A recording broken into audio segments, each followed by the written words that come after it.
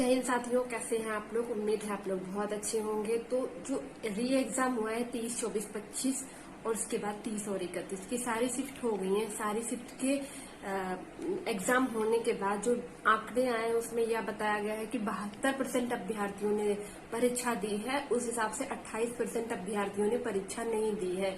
तो जिस हिसाब से 28% लोगों ने एग्जाम दिया है, तो उस हिसाब से आपका जो मान लीजिए एक सीट पे करीब करीब 56 अभ्यर्थी सम्मिलित होंगे।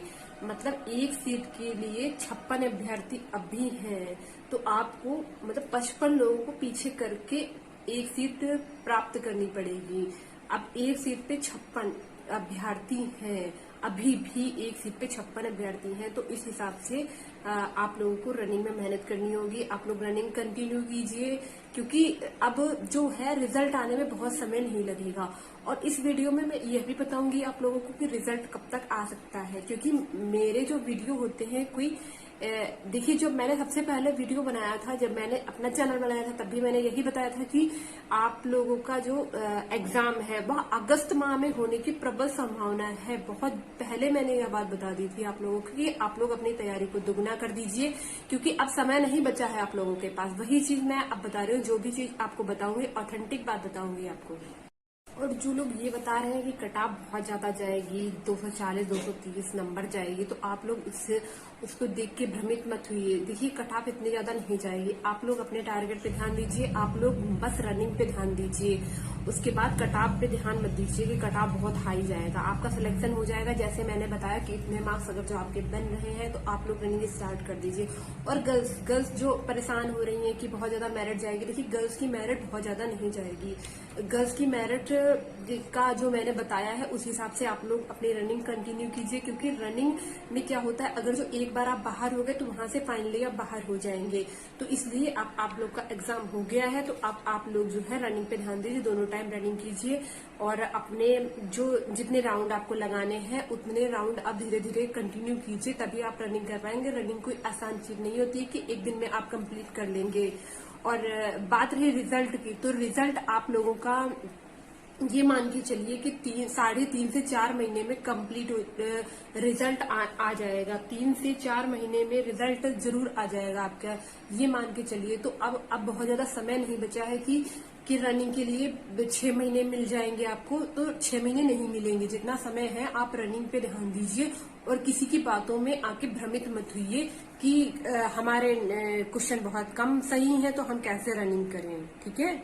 नॉर्मलाइजेशन का क्या रोल रहेगा। देखिए, जो ये परीक्षा है, जब 2 दिन की परीक्षा होती थी तब भी नॉर्मलाइजेशन का बहुत बड़ा रोल होता था, लेकिन यह परीक्षा तो मान लीजिए 10 पालियों में हुई है, तो इसमें जो है नॉर्मलाइजेशन का बहुत बड़ा रोल रहेगा। तो मेरे हिसाब से अगर जो नॉर्मलाइजेशन में जिस शिफ्ट को सबसे ज्यादा फायदा मिलेगा, तो देखिए जो आसान शिफ्ट रहेगी उसके नंबर देखे जाएंगे। उनमें जो जितने अभ्यर्थियों ने एग्जाम दिया है जो आसान शिफ्ट रही हो, मान लीजिए 30, 31 की जो और 25 की जो शिफ्ट थी वो कुछ आसान थी। अगर जो उनके मार्क्स ज्यादा जाएंगे तो जो टफ शिफ्ट है उनके मार्क्स जो है उस हिसाब से नॉर्मलाइज्ड कर दिए जाएंगे।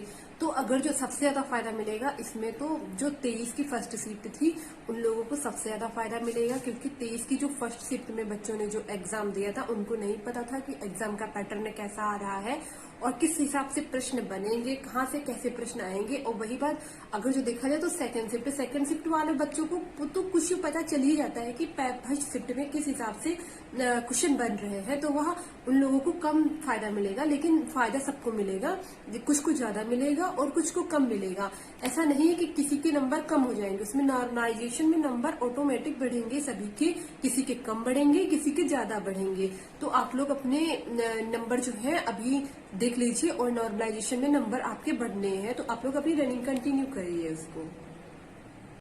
कितने गुना अभ्यर्थियों को बुलाया जाएगा डीबीपीएसटी के लिए।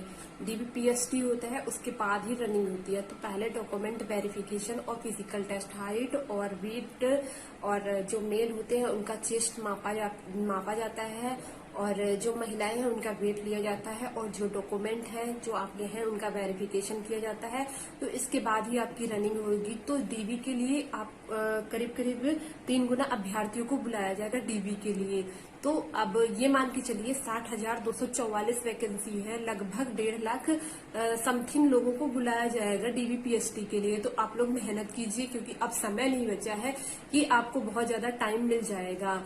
तो बस यही है कि अब पढ़ना तो है नहीं, पढ़ने के लिए अब जो आपने एग्जाम दे दिया है, तो अब जो जितना टाइम बचा है अपनी रनिंग को दीजिए। और ये मत सोचिए कि आपका सिलेक्शन नहीं होगा, मेरिट बहुत ज्यादा नहीं जाएगी। जो 41,520 की मेरिट और 49,568 की जो वैकेंसी आई थी, उसकी मेरिट का वीडियो मैं जल्द ही बनाऊंगी। और इस जो यहाँ भर्ती हुई है, इसको कंपेयर करके मैं एक फाइनली कट ऑफ बनाऊंगी उसका।